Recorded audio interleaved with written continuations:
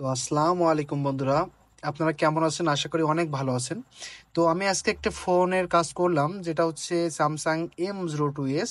তো এই ফোনটাতে একটি কমন সমস্যা আসছে, সেটা আপনার টেকনিশিয়ান ভাইরা অনেক ভালো করে জানেন। চলতে চলতে হঠাৎ করে টাচে কাজ করে না বা সাউন্ড চলে যায়, রিস্টার্ট প্রবলেম হয়, অনেকগুলো সমস্যা দেখা দেয়।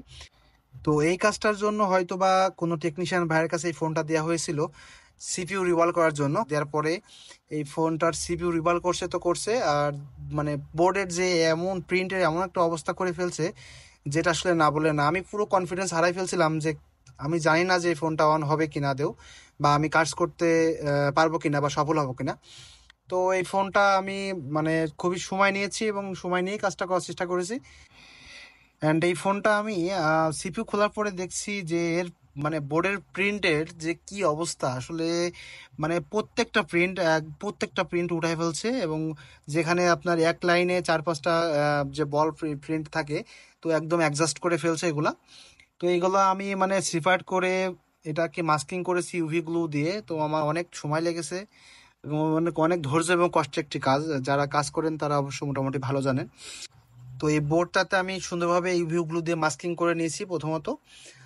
দেওয়ার পরে কিছুক্ষণ শুকাইছি। এত মাস্কিং করতে গেলে ছোট ছোট লাইন, তো এটাতে মানে এত পরিমাণ ক্ষুদ্র ক্ষুদ্র লাইন, যেটা মাঝখানে আসে ইউভি গ্লু দেওয়া একটা কষ্টসাধ্য ব্যাপার।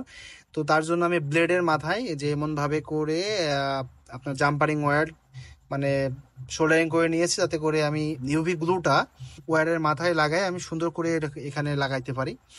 তো সুন্দর সুন্দর ছোট ছোট করে যে যে লাইনগুলো আছে আমি এটাতে গ্যাপ তৈরি করে দিচ্ছি, আসলে গ্রিল করে দিচ্ছি, যাতে করে একটার সাথে আরেকটা বল না লেগে যায়, না মিশে যায়। আসলে স্যামসাং এর যে কমন মডেলগুলো আছে, যেগুলো টাচে কাজ করে না, সিপিইউ প্রবলেম হয়, সিপিইউ রিভলভ করলে ঠিক হয়ে যায়, এই ফোনগুলো আনটাচ বোর্ড পাইলে আসলে কাজ করতে অনেক ভালো লাগে, অনেক মজা লাগে। তো যদি কারোর কাছ থেকে এই ফোনগুলা ঘেটে আসে মোটামুটি কায়দায়, তো মানে ফোনগুলা উঠাইতে গেলে একদম পুরো মানে প্যারা লেগে যায়।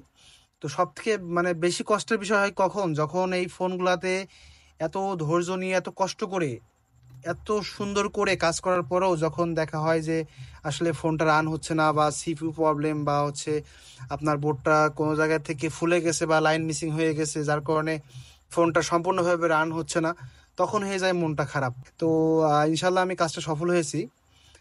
তো যাই হোক, আমি সিপিইউটা ইনস্টল করলাম, রান করার পরে দেন আমি এটাকে রান করে দেখবো।